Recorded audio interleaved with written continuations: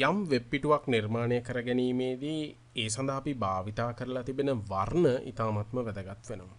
ඉතින් මේ පාඩම තුළදී අපි මුලින්ම ඉගෙන ගන්නේ මොන ආකාරයෙන්ද අපිට අවශ්‍ය කරන ඊ වර්ණයන් තෝරා ගැනීම සිදු කරන්න කියලා. දැන් මම මූලිකව මෙහිදී අවධානය යොමු කරන්නේ මේ හෙඩර් කියන කොටසට. මොකද මම බලාපොරොත්තු වෙන්නේ මේ හෙඩර් කොටස තමයි මුලින්ම ස්ලයිස් කරගන්නට.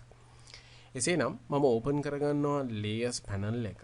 ලේයර්ස් පැනල් එකේ හෙඩර් ගෲප් එක ඉතිරි කරලා මම අනෙත් ගෲප්ස් මේ විදිහට හයිඩ් කරගන්නවා. බෑග්ග්‍රවුන්ඩ් ලේයර් එක මට හයිඩ් කරන්නට පුළුවන්. නමුත් මම මෙහිදී එය හයිඩ් කිරීමක් සිදු කරන්නේ නැහැ. මම බෑග්ග්‍රවුන්ඩ් ලේයර් එක මේ ආකාරයට සුදු පැහැති වර්ණයක් තිබෙන නිසා මම එය ඒ ආකාරයෙන්ම තබා ගන්නවා. ඉන්පසුව මම zoom tool එක භාවිතා කරලා zoom කරගන්නවා. මේදී ඔබට පේනවා ඇති මේ scrubby zoom එක මේ විදිහට තිබෙන්නේ. මම මේ ආකාරයෙන් zoom කරගන්නවා. අපිට දැක ගන්නට පුළුවන් මෙහි මේ logo එක තිබෙනවා. ඒ වගේම navigation එක තිබෙනවා. navigation එක home, about, blog, contact වගේ. මේ navigation එක සාමාන්‍යයෙන් අපි image එකක් විදිහට ගන්නෙ නැහැ. මෙය HTML තුල අපි සකස් කරගන්නවා HTML සහ CSS භාවිතා කරමින්. දැන් මේ header සීමාව ගත්තොත් මේ header සීමාවේදී අපිට අවශ්‍ය වෙන්නේ background එක සහ මේ logo එක. මේ තමයි image එකක් වශයෙන් අපිට ලබා ගන්නට අවශ්‍ය. නමුත් මම මෙහිදී බලාපොරොත්තු වෙන්නේ මේ header එක තුල තිබෙන වර්ණයන් මුලින්ම තෝරා ගන්නට. දැන් අපි මුලින්ම background වර්ණය තෝරා ගනිමු. මේ සඳහා මම භාවිතා කරනවා eyedropper tool එක. Photoshop වල tool box එකේ තියෙන eyedropper tool එක select කරලා මම මේ විදිහට click කරනවා. අපිට පේනවා ඇති මම මේ විදිහට click කරාට පස්සේ මෙන්න මේ foreground color swatch එක එහි වර්ණය වෙනස් වෙනවා ඒ අදාළ වර්ණයට. මේ ඔබ දකින්නේ එහි color code එක hexadecimal color code එක. මම මේ hexadecimal color code එක copy කරගන්නවා. ඉන්පසුව මම ඕපන් කරනවා notepad application එක.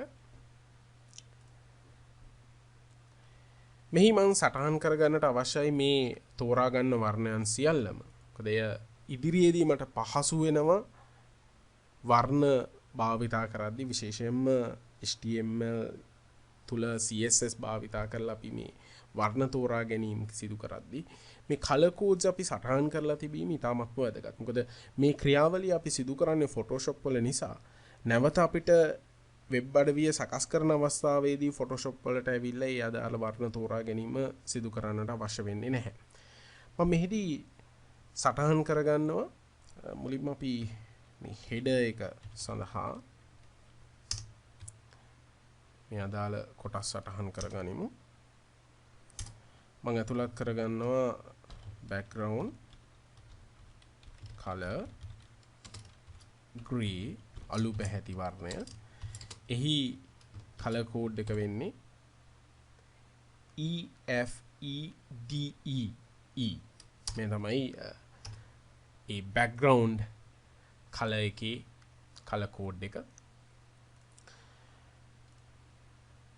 ඊට පස්සෙ අපි navigation එකට ගියොත් අපිට පේනවා ඇති navigation එකේ මෙන්න මේ රෝස පැහැති වර්ණය.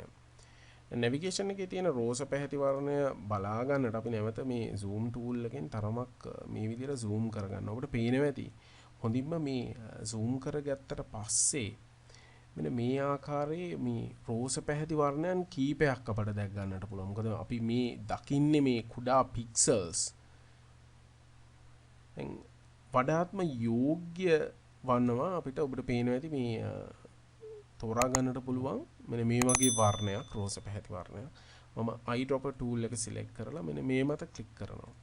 එවිට මට ඒ වර්ණය තෝරා ගන්නට පුළුවන්. ඔබට පේනවා ඇති CB 3362. ඒ තමයි වර්ණය. මම මේ copy කරගන්නවා. මේ hexadecimal color code එක. පසුව මම එය මෙතන සටහන් කරගන්නවා. navigation text color වරහන් ඇතුලේ pink රෝස පැහැ color code එක වෙන්නේ CB 3362. ඒ වගේම navigation එකේ තිබෙනවා text color අලු පැහැති වර්ණයක් grey. එයත් අපි තෝරා ගනිමු. මම ඕකේ කරන්න. මේ විදිහට මම pan කරනවා. ඔබට පේන ඇති මෙන්න මේ තියෙන්නේ ඒ අලු පැහැති වර්ණය. මම මේ තෝරා ගන්නවා. එහි color code එක අපිට මෙන්න මේ ස්ථානයෙන් ඔබට පේන ඇති අලු සහ රතු මිශ්‍ර වර්ණයක් තිබෙන්නේ. මම මේ තෝරා ගන්නවා copy. එයත් අපි මෙහි සටහන් කරගන්න.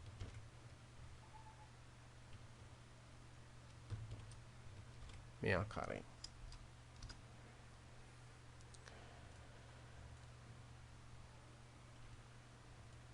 නැවත අපි zoom out කරගමු.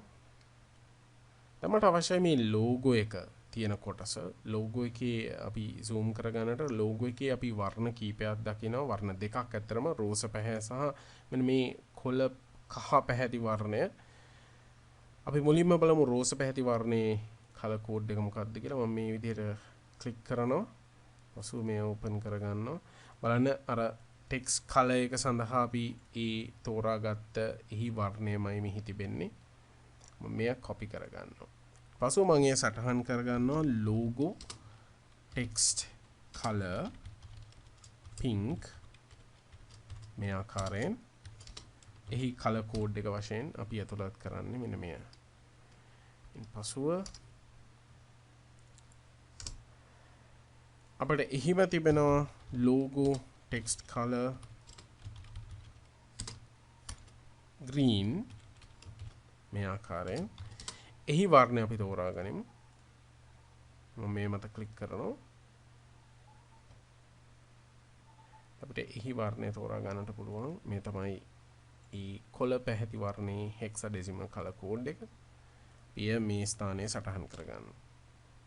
අපි අවශ්‍ය කරන වර්ණ සටහන් කරගත්තා. මම මේ ෆයිල් එක සේව් කරගන්නවා. මම ෆයිල් සේව්. අපි මේ සේව් කරගමු support files folder එක තුලම. ෆයිල් එකේ නම සඳහා මම දෙන්නම් colors කියලා. පසුව ෆයිල් එක සේව් කරනවා. එතකොට පේනවා ඇති අපි නිවරදිව ෆයිල් එක සේව් කරගත්තා. දැන් header එක තුල තිබෙන සෑම වර්ණයක්ම අපි සටහන් කරගත්තා. මෙහි තිබෙන background වර්ණය, ඒ වගේම logo එකේ තිබෙන වර්ණ දෙක, මේ රෝස පැහැති වර්ණය සහ ලා කොළ පැහැති වර්ණය, ඒ වගේම navigation එක තුල අපි භාවිතා කරලා තියෙන වර්ණ. එහිදී අපිට තේරුණා මේ navigation එක තුල භාවිතා කරලා තිබෙන වර්ණයත් මෙහි භාවිතා වන රෝස පැහැති වර්ණයත් එකම බව. එය ඊටාත්ම වැදගත් පැහැදිලිව තේරුම් ගැනීම මෙවැනි විස්තර. ඊළඟට අපි මේ navigation එකේ තියෙන මේ අලු පැහැති වර්ණය එය අලු සහ රතු මිශ්‍ර වර්ණයක් බව අපිට පැහැදිලි වුණා. අපි ඒ වර්ණයේ color code එක අපි නිවැරදිව සටහන් කරගත්තා. දැන් අපි මේ පාඩම තුළදී ඉගෙන ගත්ත මොන ආකාරයෙන්ද අපේගේ ඩිසයින් එකේ මේ header එක තුළ තිබෙන වර්ණයන් අපි කෙලෙසද තෝරාගන්නේ කියලා. දැන් ඉදිරි පාඩම් වලදීත් මම ඒ අදාළ කොටසට ගැලපෙන වර්ණයන් තෝරා ගන්න ආකාරය ඔබට විස්තර කරනු ලබනවා. ඉතින් අපි ඒ කොටසට ගියාට පස්සේ බලමු කොහොමද ඒ වර්ණයන් තෝරාගන්නේ කියලා. දැන් ඊළඟ පාඩමේදී මම බලාපොරොත්තු වෙනවා මේ header එක තුල තිබෙන images slice කර ගැනීම සිදු කරන්නේ මොන ආකාරයෙන්ද කියලා ඔබට උගන්වන්නට.